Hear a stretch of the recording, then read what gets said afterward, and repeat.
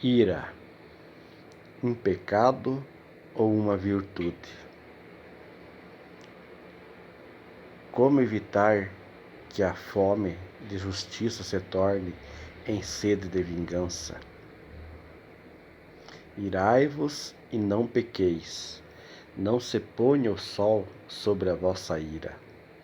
Não deis lugar ao diabo. Efésios capítulo 4, versículo 26 e 27. Quem nunca se irritou alguma vez com alguma pessoa ou alguma coisa? Se você nunca se irritou com nada ou com ninguém, então seu problema é maior ainda. Pois se não peca ao irar-se, peca por não irar-se, se tornou indiferente. Mas será que a ira é uma virtude a ser cultivada ou um pecado a ser evitado? A resposta a essa pergunta depende da resposta que damos a outra pergunta: o que nos deixa irritados?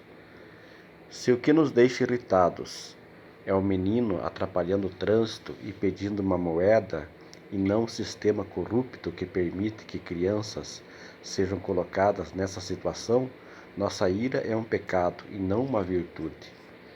Mas, mesmo uma ira santa em sua motivação, pode se tornar uma ira pecaminosa em sua expressão, o que exige que o assunto seja tratado com temor e tremor.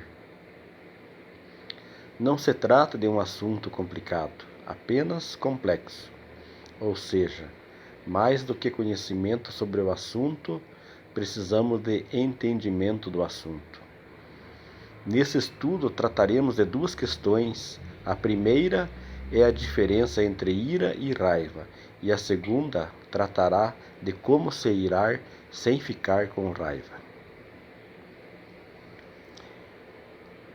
Como discernir entre a ira e a raiva quando a ira é uma virtude e quando a ira se torna um pecado?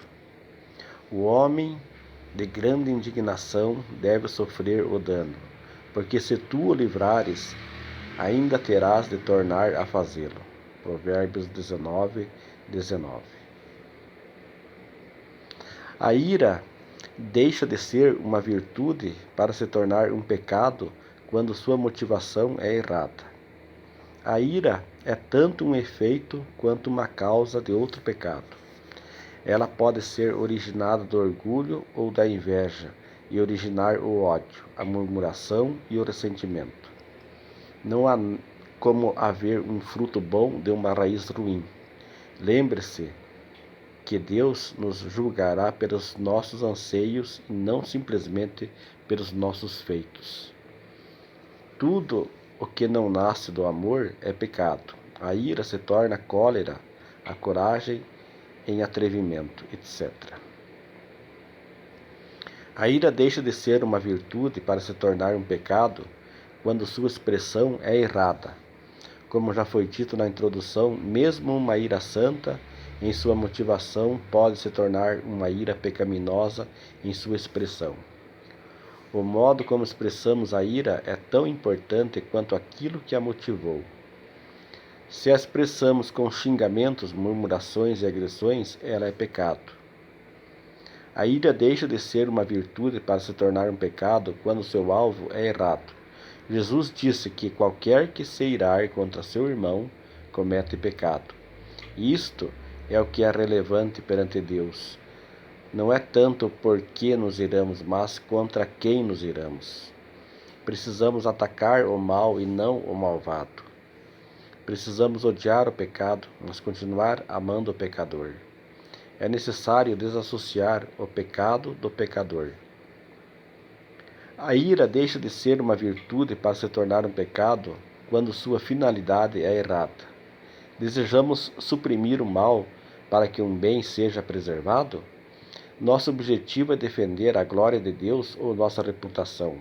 Os fins revelam os meios e os princípios. A ira deixa de ser virtude para se tornar um pecado quando sua medida é errada. Muitas vezes nossa ira é desproporcional ao que a provocou. Às vezes demonstramos uma grande ira por um problema pequeno. O colérico leva tudo a sério, tanto as coisas relevantes como as insignificantes, e por isso perde de vista aquilo que é realmente importante. A ira deixa de ser uma virtude para se tornar um pecado quando seu momento é errado. A hora certa para se confrontar alguém é fundamental. Discutir com quem está irado é a mesma coisa que tentar apagar um incêndio com gasolina.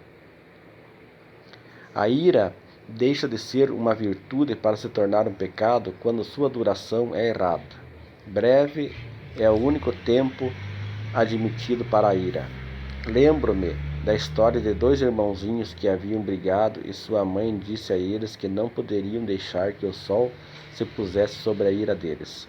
Mais tarde, ao passar pelo quarto de um deles, ouviu uma oração que dizia o seguinte: Deus, assim como fizeste para seu servo Josué, impeça o sol de se pôr hoje, porque estou com muita raiva do meu irmão e não quero perdoá-lo. Nós podemos não orar dessa maneira, mas nossas atitudes revelam o mesmo desejo daquela criança. Existem aqueles que facilmente se iram e dificilmente se deixam apaziguar, outros que facilmente se iram e facilmente se deixam apaziguar, e aqueles que dificilmente se iram, mas dificilmente se deixam apaziguar, e também outros que dificilmente se iram, mas que facilmente se deixam apaziguar. Este último grupo é o daqueles que precisamos imitar. Como se irar sem ficar com raiva? Como lidar com a ira e os irascíveis? Portanto, meus amados irmãos, todo homem seja pronto para ouvir, tardio para falar, tardio para se irar. Tiago 1,19. Para que a ira esteja sob controle, é preciso não confundir traço de personalidade com perversão de caráter. A ira precisa ser uma reação e não uma norma de vida. Precisamos parar de arranjar desculpas para nosso comportamento e procurar perdão para as nossas atitudes. A ira é mais do que um simples sentimento, pois tem um elemento chamado vontade anexado a ela. Você já percebeu que nos iramos com nossos familiares, mas não com nosso patrão? Ofendemos os mais frágeis que nós, mas nos resignamos frente àqueles que têm mais autoridade que nós. Isso prova que a ira não é uma reação involuntária de nosso temperamento, mas algo produzido por um caráter afetado pelo pecado. Nosso temperamento influencia nosso comportamento, mas não o determina. Precisamos parar de confundir o normal com o comum.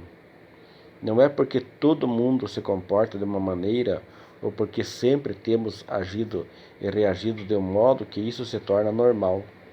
O fato de todo mundo começar a andar plantando bananeira tornaria isso normal? Para que a ira esteja sob controle, é preciso não confundir paciência com passividade. Mansidão não significa ser frouxo. Paciência não é sinônimo de passividade. Precisamos que a nossa capacidade de suportar o mal dos outros seja maior que a capacidade dos outros em infligir-nos o mal.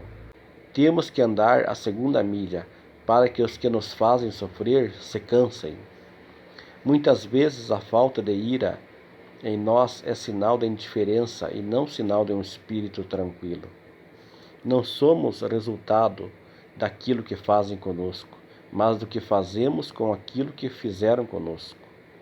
A paciência é dinâmica e não passiva, pois implica na sabedoria de saber quando e como agir. Mansidão não é fraqueza, é simplesmente o poder de não se usar o poder. Para que a ira esteja sob controle, é preciso entender que o autocontrole só é possível sob o controle do alto. Não basta ter o Espírito residindo em nós, é preciso ter o Espírito presidindo em nós, ou seja, não basta possuir o Espírito, é necessário ser possuído pelo Espírito. Lembre-se que o filho do trovão foi capaz de se tornar o apóstolo do amor. Numa vida controlada pelo Espírito, as situações que nos provocam a ira se transformam em ocasiões de confiarmos em Deus e em sua justiça. Para que a ira esteja sob controle, é preciso entender que a ira não pode ser eliminada, mas deve ser controlada. Moisés, um assassino, se tornou o homem mais manso da terra. Contudo, no final de sua vida, o pecado que ele acreditava ter eliminado ressurgiu com tamanha força que o privou de ter acesso à terra prometida. Enquanto estivermos neste mundo, precisamos nos lembrar de que ele é campo de batalha e não lugar de lazer. No que se refere ao pecado, gozamos de períodos de trégua, mas nunca de solução definitiva. Um pecado adormecido não é o mesmo que um pecado extinto. O pecado pode estar oculto, mas nunca ausente. Para que a ira esteja sob controle, é preciso saber que ganhar uma discussão pode significar a perda da comunhão. Queremos ganhar uma discussão ou ganhar um irmão? Queremos estar certos ou ser abençoados? Lembre-se que uma palavra branda desvia o furor, mas uma palavra áspera aumenta o furor. Para que a ira esteja sob controle, é preciso entender que um problema meio resolvido é um problema mal resolvido. Não basta evitar a manifestação da ira, temos que lidar com sua fonte. Mudar o comportamento sem mudar o coração só piora o problema, porque eliminamos o sintoma, mas continuamos com a doença. Davi derrubou o gigante com a pedra, mas cortou a cabeça dele com a espada. Não deixou o serviço pela metade. Derrubar o gigante sem cortar sua cabeça é dar a ele a chance de se levantar e nos destruir. Para que a ira esteja sob controle, é preciso saber que o perdão pode custar muito, mas a falta de perdão custará muito mais. A melhor maneira de nos livrar do inimigo é fazê-lo nosso amigo, e isso só o amor cristão é capaz de fazer. O amor cristão não ama o outro porque ele é amável, mas para torná-lo amável. Perdoar pode ser difícil, mas não é impossível.